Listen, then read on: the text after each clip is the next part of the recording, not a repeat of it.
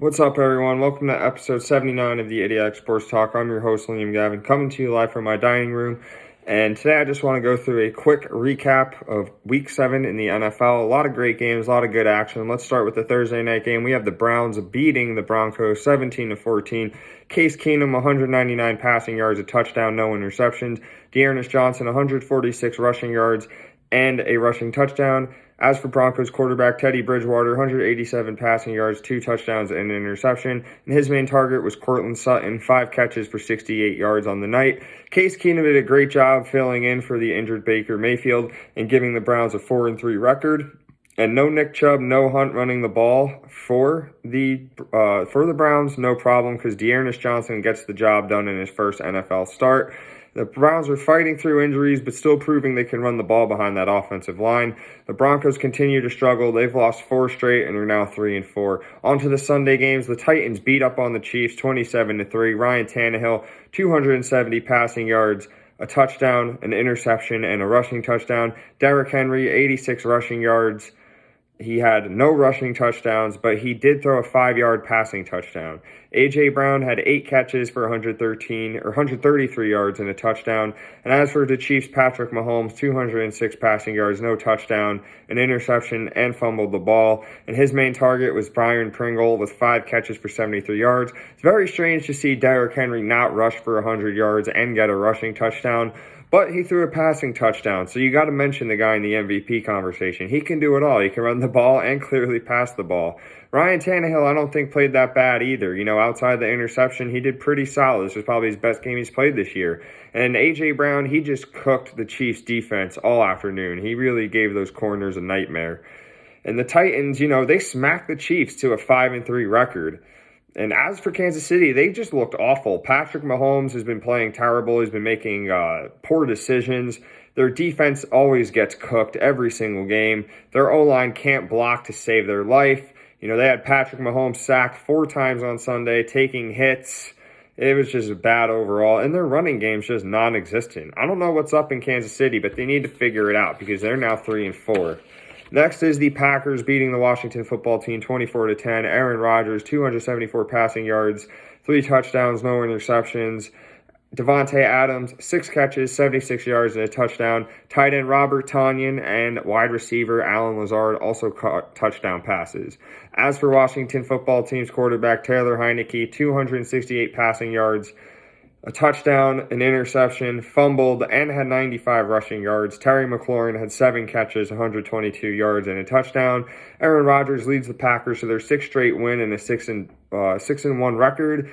Green Bay's offense was great, but let's give credit to their defense. Their defense was lights out. They forced 3 red zone turnovers, which was big. And Washington just decided not to show up on Sunday, which I'm glad they didn't because they're now 2-5 in the NFC East. Next is the Bengals with the upset over the Ravens, 41-17. Joe Burrow threw for 416, 3 touchdowns, and an interception.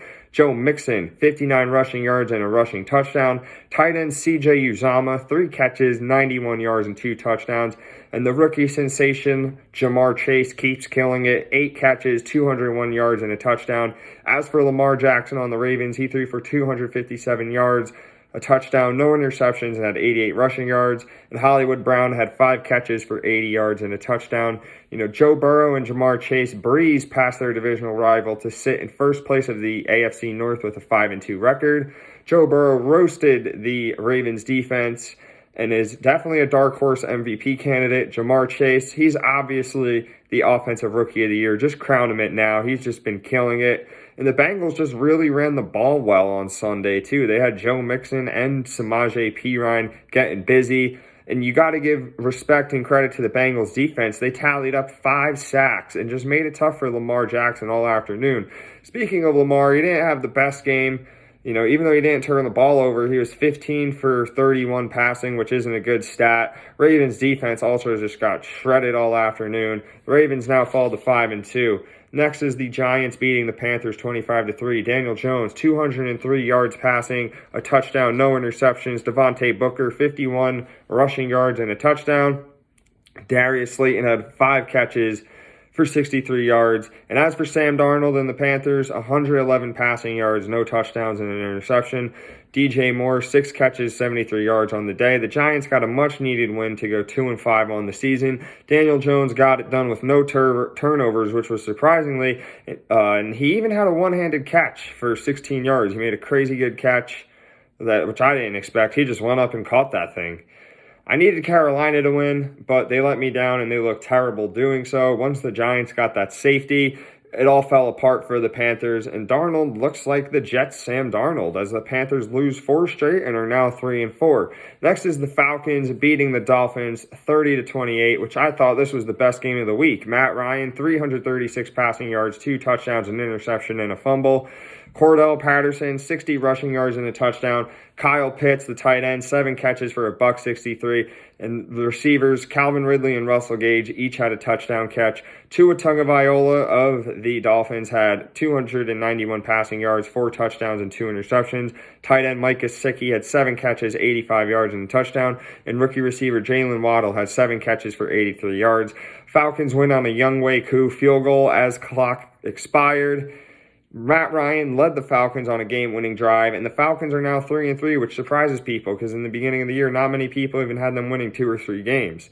The Dolphins had great moments in this game. They came back down from 2 scores, but they're very unfortunate that they lost. They go 1-6 on the season and have now lost 6 straight. Next is the Patriots roughing up the Jets 54-13. Mac Jones threw for 307 yards, 2 touchdowns, and no interceptions. Damian Harris rushed for 126 yards and 2 touchdowns. And another running back, Brandon Bolden, had 6 catches for 79 yards and a touchdown.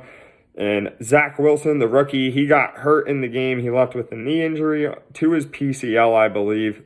So in comes Mike White, the backup, former Dallas Cowboys backup, 202 passing yards, a touchdown, and 2 interceptions.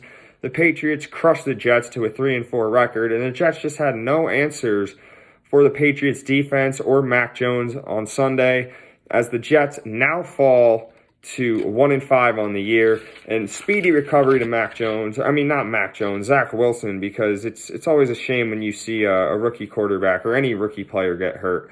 Next is the Raiders beating the Eagles 33-22. Derek Carr, 323 yards, 2 touchdowns, and an interception. Tight end Foster Moreau, 6 catches, 60 yards, and a touchdown. And running backs Kenyon Drake and Josh Jacobs each scored a touchdown. And as for Jalen Hurts of the Eagles, 236 passing yards, 2 touchdowns, no interceptions, and a fumble. Dallas Goedert had 3 catches for 70 yards on the day. And thank you, Raiders, for beating Philly. I appreciate it from a Cowboys fan. Carr and the Raiders took care of business at home to go 5-2 on the season. They have now won 2 straight since John Gruden has resigned. As for the Eagles, Jalen Hurts, he dealt with pressure all day long, and he struggled all 3 quarters. He got it going in the 4th quarter, but they were already down like 4 scores, so the game was way out of reach. The Eagles are now 2-5 on the season. The Rams beat the Lions 28-19. Matt Stafford, 334 yards passing, 3 touchdowns, no interceptions. Cooper Kupp with a monster game, 10 catches, $156, and 2 touchdowns. Jared Goff of the Lions, 268, a touchdown, and 2 interceptions. DeAndre Swift, 48 rushing yards, 8 catches for 96 yards, and a receiving touchdown. And Khalif Raymond, 6 catches for 115 yards. Matt Stafford gets his revenge versus his former team on his new team to get a 6-1 record. Stafford and Cooper Kupp, man, they've just been lighting up the league this year. They're a really fun duo to watch. And as for Jared Goff and the Lions, Goff doesn't get his revenge versus his former team as the Lions fall to 0-7. And I think the Lions really played the Rams tough. You know, they gave them a run for their money, but it's just a shame that they lost. Next is the Bucs absolutely dominating the Bears 38-3. Tom Brady, 211 passing yards, 4 touchdowns, no interceptions. Leonard Fournette, 81 rushing yards and a rushing touchdown. Chris Godwin, 8 catches for 111 yards and a touchdown. And Mike Evans with 6 catches, 76 yards, and 3 touchdowns. Justin Fields for the Bears, he had 184 passing yards, no touchdowns, 3 interceptions, and 2 fumbles. Oof. And Khalil Herbert, the rookie, had a 100-yard rushing day. You know, Tom Brady had himself a day. He threw his 600th touchdown pass. That's the most in the NFL history. And the Bucs defense was just relentless. They caused 5 turnovers and 4 sacks. The Bucs destroy the Bears to go to a 6-1 record. Justin Fields, he struggled all day. He had 5 turnovers, and nothing good happened for the Bears on Sunday. Chicago is now 3-4 on the year. Next is the Cardinals taking care of business against the Texans, 31-5. Kyler Murray, 261 passing yards, 3 touchdowns, 1 interception. Zach Ertz in his debut on the Cardinals had 3 catches, 66 yards, and a touchdown. A.J. Green, 3 catches for 66 yards. DeAndre Hopkins, 7 catches for 53 yards and a touchdown. And Christian Kirk had 4 catches for 50 yards and a touchdown. And James Conner, he keeps doing good things in Arizona. He also had a rushing touchdown on the day. As for the rookie quarterback, Davis Mills, tough day for him. 135 passing yards. He didn't have a touchdown, he didn't have an interception, but he did fumble the ball. The Texans, they played the Cardinals tough in the first quarter, but then after that, it was all the Cardinals from there on out. Cardinals blow past the Texans to still be the only undefeated team in the league at 7-0.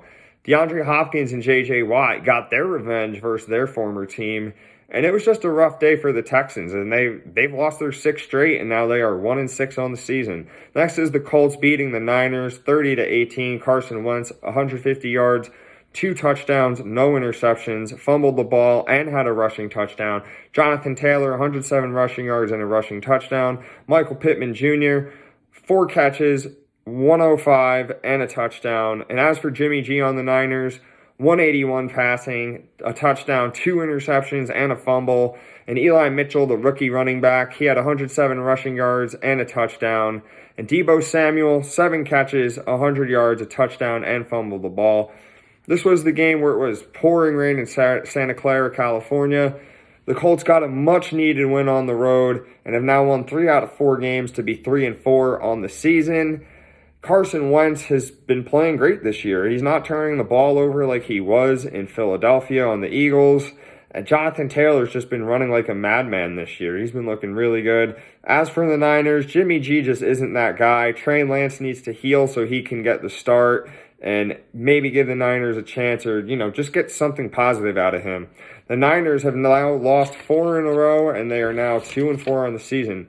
And last is the Monday Night Football game, the Saints beating the Seahawks 13-10, and this game was an absolute thriller. No, I'm kidding. It wasn't, but still, it's football nonetheless. Jameis Winston, 222 passing yards, a touchdown, no interceptions. Alvin Kamara, 51 rushing yards, 10 catches for 128 yards receiving, on top of a receiving touchdown.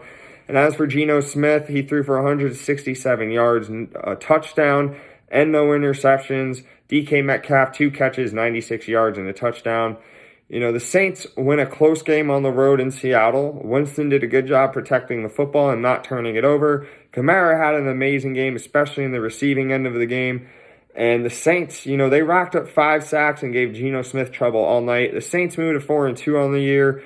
And as for the Seahawks, their offense was just non-existent. Outside of that explosive play to DK Metcalf for the touchdown, they could do nothing. If I'm the Seahawks, I'm trying to call maybe, Cam Newton or Nick Foles to replace Geno Smith. I think Russell Wilson should be coming back, but, who knows if they can win a game with Geno Smith. And Geno Smith, he hasn't even been playing that horrible. He hasn't been turning the ball over a lot, but it's like he's scared to play. He's real hesitant. He just doesn't have it. He hasn't played in a while, and you're asking him to go out there and play. I don't know, man. It just doesn't look good. The Seahawks, they just really need Russell Wilson back, and they fall to 2-5 on the season. Well, thank you all for tuning in. Remember to subscribe to my YouTube channel. Make sure to follow me on Instagram. Like my content, share my content, do whatever you can to promote my page. Thank you, and have a wonderful day.